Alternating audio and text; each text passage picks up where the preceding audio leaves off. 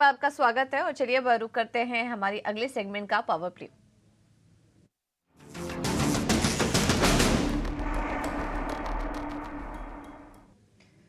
और इस सेगमेंट में हम जानेंगे कि चार्ट के दम पर आखिरी कुछ घंटों में एक्शन कहाँ नजर आ रहा है और उसमें कुछ ट्रेडिंग आइडियाज भी लेंगे।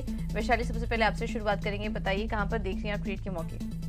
तो मैं फिलहाल अगेन HCL टेक ही रेकमेंड करूंगी बिकॉज इसमें एक स्ट्रेंथ दिख रही है। तो आज के लिए आई थिंक स्टॉप लॉस रहेगा 1620 का और टारगेट रहेगा, फिलहाल चालू है 61668। Target could be around 1720।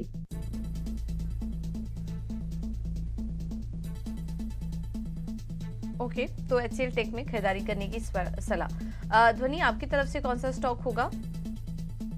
यहाँ पे मेरा सेल का रिकमेंडेशन रहेगा। एक्सिस बैंक में यहाँ पे आप करंट लेवल से सेल कीजिए। नीचे की तरफ इसका जो टारगेट बनता है तो यहाँ पे आपको 1040 से लेके 1035 तक का टारगेट बनता है। इसका जो स्टॉप लॉस आपको मेंटेन करके चलना है, तो आप 1075 के स्टॉप लॉस के साथ एक्सिस बैंक को सेल करें। ठीक है, तो एक्सिस बैंक में बिकवाली की सलाह इस वक्त आती हुई ध्वनि जी की तरफ से। ध्वनि, जब आपने बैंकिंग एक स्टॉक में एक रणनीति बताई है, तो ज़रा प्राइवेट बैंक पर एक नज़रिया भी दे दीजिए। क्या व्यू बन रहा है आपका फ्रेश, अगर हम प्राइवेट बैंक्स को देखें? जी बिल्कुल। यहाँ पे ओवरऑल अगर हम देख रहे हैं तो निफ्टी बैंक का हमने व्यू स्टार्ट पे डिस्कस करा कि यहाँ पे एक स्लगिश बिहेवियर देखने को मिल रहा है ओवरऑल। यहाँ पे जब हम प्राइवेट बैंकिंग सेक्टर की बात कर रहे हैं तो वहाँ पे डेफिनेटली एक स्ट्रेंथ है जो कुछ काउंटर्स में दिख रही है, जैसे आईसीआईसीआई बैंक हो गया, यहाँ पे कोटक बैंक हो गया।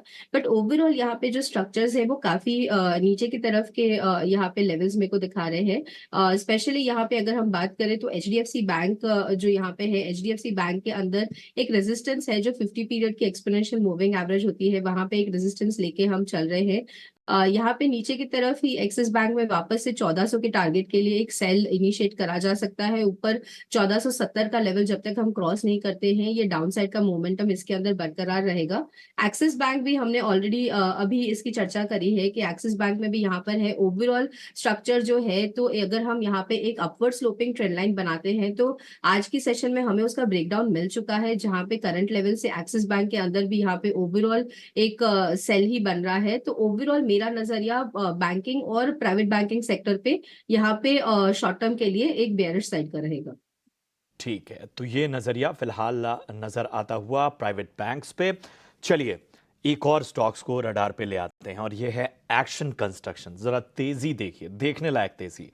16%, 16.5% से ऊपर की तेजी इस वक्त एक्शन कंस्ट्रक्शन में नजर आ रही है। और इसके साथ दो स्टॉक और मैं जोड़ देता हूं, LIC जो कि इस वक्त लगभग 0.5% ऊपर है, और वहीं इंश्योरेंस पॉकेट से ही HDFC लाइफ को भी जोड़ देता हूं। तो तीन स्टॉक इस वक्त वैशाली जी जरा अपना विस्तृत नजरिया दीजिए।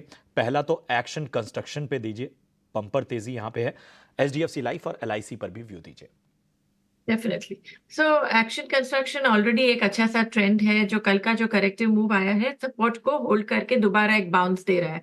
हालांकि आज ऑलरेडी 17% ऊपर हो चुका है, तो फ्रेश बाइंग की सलाह नहीं रहेगी। लेकिन जिनके पास हो तो ये स्टॉक को जरूर होल्ड करें, बिकॉज इन ऑल लाइकलीहुड अगर ये स्टॉक 1300 को क्रॉस करता है, 1305 को क्रॉस करता है, तो आई थिंक दोबारा ये स्टॉक जा सकता है towards 1450 levels.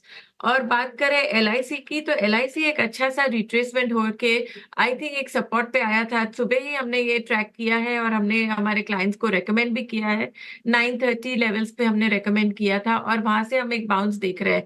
I think overall ये स्टॉक है जो फिलहाल ठीक ही लग रहा है। बट अगर मार्केट में डिप भी आए तो आई थिंक 850 के सपोर्ट के साथ इसको जरूर अक्यूमुलेट किया जा सकता है। और अगर ये सपोर्ट होल्ड करके दोबारा बाउंस कर रहा है और if it sustains about 1020, then I think corrective move खत्म हो चुका है और जा सकता है 1080 टू 1100 की तरफ दोबारा।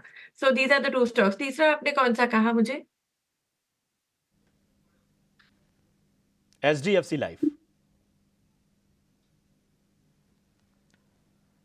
वैशाली जी, HDFC लाइफ पे नजरिया चाहिए था। तो एचडीएफसी लाइफ ऑल्सो फिलहाल जैसे कि मार्केट चल रही है, I think the trend is intact, in fact it is on an improvement basis. आप देखेंगे तो स्टॉक काफी वो हायर टॉप हायर बॉटम बना रहा है।